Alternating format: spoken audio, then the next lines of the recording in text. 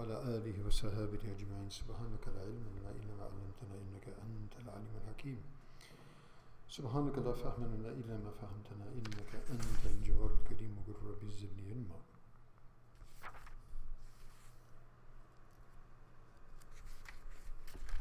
قال الإمام النووي رحمه الله تبارك وتعالى ونفعنا بعلومه في الدارين. قال وعن أبي عمارة البراء بن عازب رضي الله عنهما قال أمرنا رسول الله صلى الله عليه وسلم بالسبع ونهانا عن سبع. أمرنا بعيادة المريض واتباع الجنازة وتشميت العاطس وإبراد المقسم والنصر المظلوم وإجابة الداعي وإفشاء السلام. ونهى عن خواتيم أو تختم بالذهب وعن شرب بالفضة والمياثير الحمر وعن القصيب وعن لبس الحرير والاستبرق والديباج متفق عليه. وفي رواية وإنشاد الضالة في السبع الأول. So this is the final hadith in the chapter of giving honor and respect and dignity to the Muslims and showing them mercy and beneficence. So in this hadith on al-Bara ibn Azib radiyallahu anhuma, he says that Rasulullah sallallahu alayhi wasallam ordered us with 7 and forbid us from 7. In other words, 7 things he ordered us to do, 7 things he ordered us not to do. So the 7 that he ordered us to do was number 1, to visit the sick. Number 2, to follow the janazah, as we mentioned yesterday, to attend the janazah and preferably follow it all the way to the grave until it is the dafn or the actual burial is complete. وَتَشْمِيتَ الْعَاطِسِ, and we mentioned yesterday that if someone sneezes and he says Alhamdulillah, to say Yarhamakallah. And Ibra al-Muqsim, also this is another thing. Ibra al-Muqsim is something else that didn't come yesterday. And that is if somebody swears that,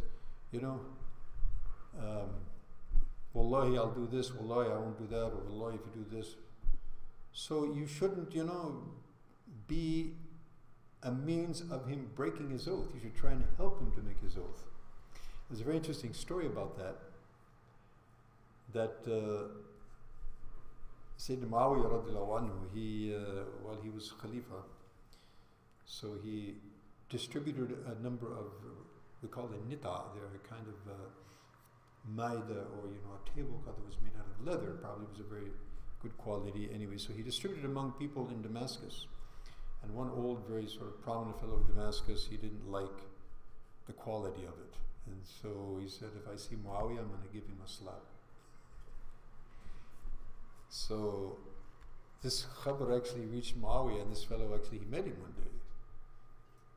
So then it was said that he said this. He said, okay, so you fulfill your oath, but take it easy on the sheikh. Take it easy on the old man, he's quite old.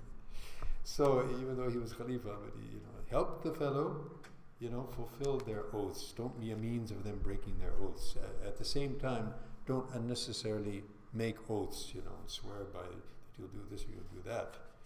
Intended, but it's better not to swear about something like that. Okay. Ibral al-Muqsim. Wa nasr al-madhum, and we mentioned also earlier, to help the person who's oppressed. And ijabat al-da'i, we talked about that, to answer and respond to the invitation, and that should be within the limits as we mentioned yesterday in tafsir. Wa ifsha salam, and also to spread salam. This is one of the first things that Nabi alayhi salatu said when he came to Medina. In fact, the first hadith that he mentioned, it was all about social connections and social unification. Ya ayyuhan nas, ifshu salam wa atimu ta'am. He said, spread salam and feed one another. Feed ta'am. Wasil al-arham wasallu al-nas niyam tadkhul al-jannah bis-salam. Be kind to your relatives and pray when the people are all asleep. Go to paradise in peace, in happiness. Okay, ifsha salam wa nahana, and 7 things that Nabi sallallahu alaihi wasallam forbid us, and this is something that particularly our youngsters may not be knowing, so take cognizance of this, please. وَنَهَانَا عَنْ خَوَاتِيمٍ أَوْ تَخَطُّمْ بِالذَّهَبِ, wearing gold rings, So it doesn't mean just gold rings. Any kind of gold for men is totally forbidden. And it's mentioned in hadith, those who wear it in the world, they will not wear it in the next world. That's for men. For women, no issue. For men. So now, men they've developed these habits. We've lost the sense of men being men and women being women. So men are wearing, jewelry, and women, I don't know what they're doing. So we need to abstain from all of those kind of things. All types of gold. Okay? وَمَيَاثِيرُ الْحُمَرِ. And also, that was also a kind of, mayathir is a mithara, is a type of saddle blanket that was made out of silk actually, and the color was red and filled with cotton, probably because of the fact that perhaps it was made of silk. And also there's a discussion on the color of red. Is that something that people should use? Men, perhaps there's a very feminine type of red color which is not really appropriate for men. So men should have things which are masculine and use things which are masculine. Women, similarly, things which are feminine. Also, istabak wa dibaj, and these are both different types of silk, very heavy silk and very fine silk. And this is muttafaqun alayhi, a riwayat of Bukhari and Muslim. And in another riwayat, it's mentioned inshad ad-dalla. If you happen to find something, and I think that's pretty much we do that, but we need to understand that's very necessary to do. If you find something which is lost, either you leave it where it is, or if you pick it up, then you have to actually advertise this or make it known, make an announcement.